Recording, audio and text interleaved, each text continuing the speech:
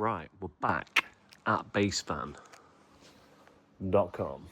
with a final inspection for Bravo Juliet 67 Kilo Yankee Bravo.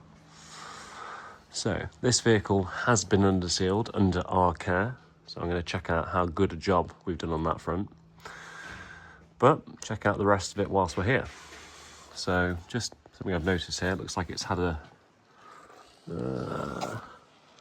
aftermarket fog light installed, but that has been decommissioned, not by us, but by somebody. You won't pick it up on the camera, but that's true on the other side as well. Just coming around here.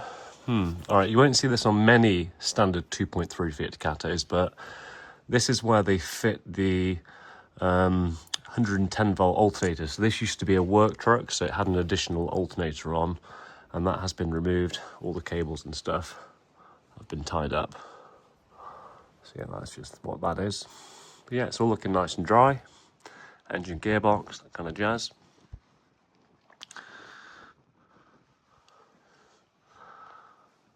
And this engine has, of course, been removed from this vehicle whilst it's been in our care, because despite driving in, it's since found a fault. We since found a fault on it, and we did quite a bit of work to get that engine back in order, but it's all good now. But yeah, it looks like they've done quite a nice job of undersealing the vehicle. You check out the inspection report, all the tyres are Michelin's the whole way around.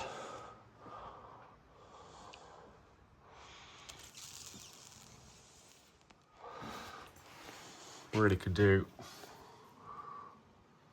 with a bit of a touch up there.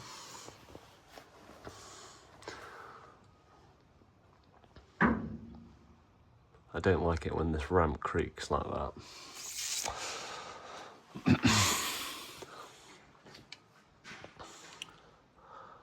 And this is the spot for the spare wheel. But there isn't one there, obviously, so we'll chuck one in the back. But yeah, it's all looking nice. Leaf spring suspension. Had a quick nod at the discs as I was looking around. They look nice and clean and newish. Probably would recommend touching up these areas here with underseal, but without a ramp you can easily access those areas. But yeah, it's looking like quite a nice van. Let's check out the near side sill. Yeah, right, I'll bring it down and take a look at the rest of it. I'm going to conduct the rest of the inspection on the ramp here because the workshop's very busy tonight. So, let's check this out. Bodywork's actually really straight on this van. We had quite a few of these vehicles from, if you can see here, M Group Services, Plant and Fleet Solutions. So the person occupying the driver's seat and going around must have been somewhat technical, and the equipment in the back, which is still present, is congruent. Check that out.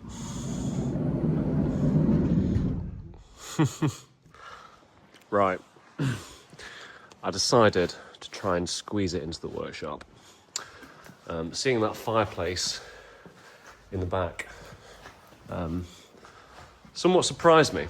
I have to say, I completely forgot about that fireplace. So, when I was driving this van into stock, this is something that I picked up, and unfortunately that can't be included because I was planning on installing it in my office to try and reduce my electricity bills. So yeah, that won't be included, but all this other stuff is included. So stuff like this Eberspatcher hand wash, probably looking at about £150 second hand, and all this other stuff is kind of out of my expertise, but it's all related to maintaining plant machinery and stuff like that. So hey, take this stuff out, put it on the marketplaces out there, you might find that you get a bit of money, go towards your conversion. And of course, when you take all this stuff out, you've got a lovely 18mm marine plywood floor. So it's a real nice base for you. Up here, you've got a power inverter. You could put that in your conversion, but it's only 700 watts, so you're not going to have too much 240 volt power available to you there. But hey, I'm not really sure what your requirements are, but once again, it does probably have a resale value as well. But yeah, it's all looking nice and dry, relatively clean and rust free.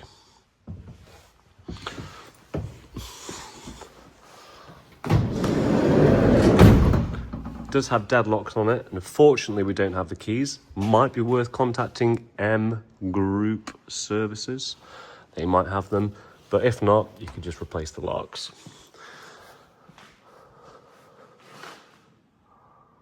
But yeah, really straight panel van this is. So shout out to M Group Services. You obviously look after your vehicles really well. I mean, we've had, what, 6 or 7 of these in the last year? They've all been pretty straight.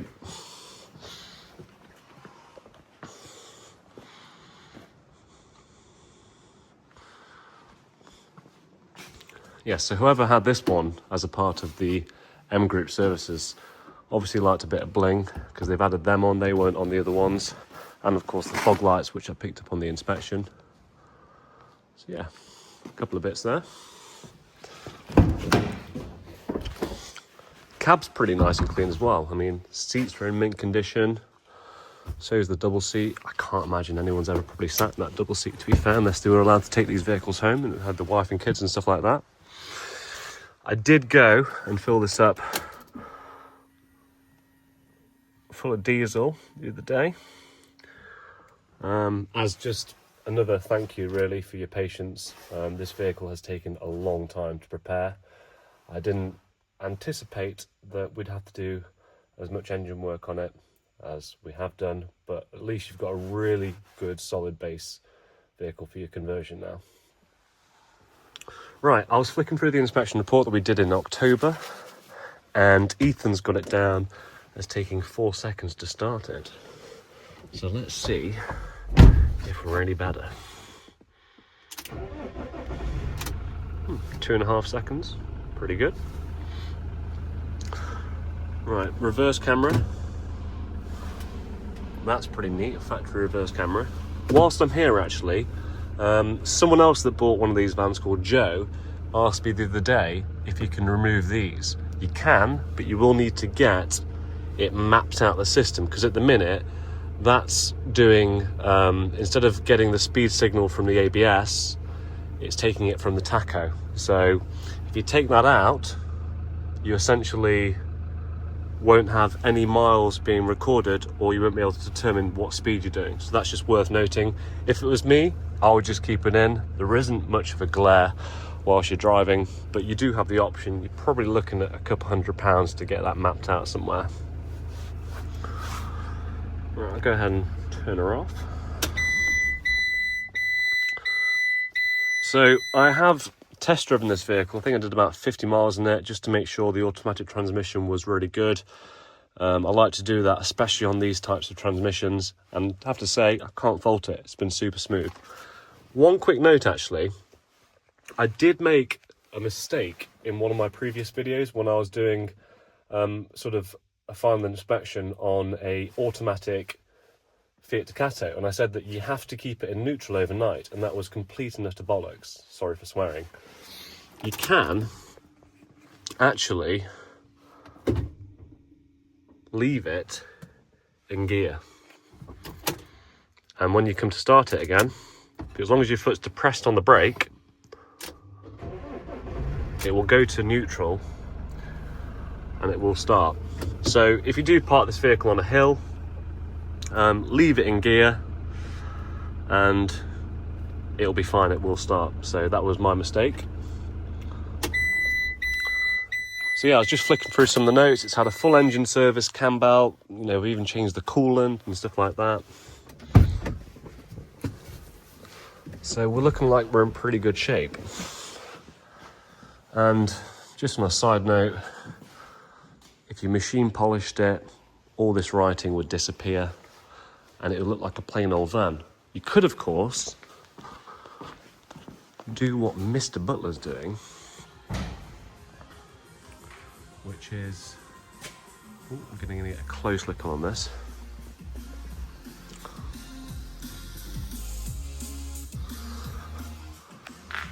He's hand rollering his van. I have to say, he's doing a bloody good job. So there's your options. You can machine polish it, or you could paint it. I think mixed paint job's probably going to cost him less than 100 quid. So that's right. I'm just making sure I haven't missed anything here. I think we are all good. Oh yeah, I did find out that there was a spare wheel with this van, and it was removed during the underseal process. So when I touch it up tomorrow morning, I'll then reinstall that spare wheel, and that'll be underneath the vehicle. Right, I think we're pretty much there. Nice van, nice people. That's what we want. That's what we want. Really appreciate your patience, and thanks for your business. It means a hell of a lot. Hope it's a great van for you. I'll see you again. Cheers.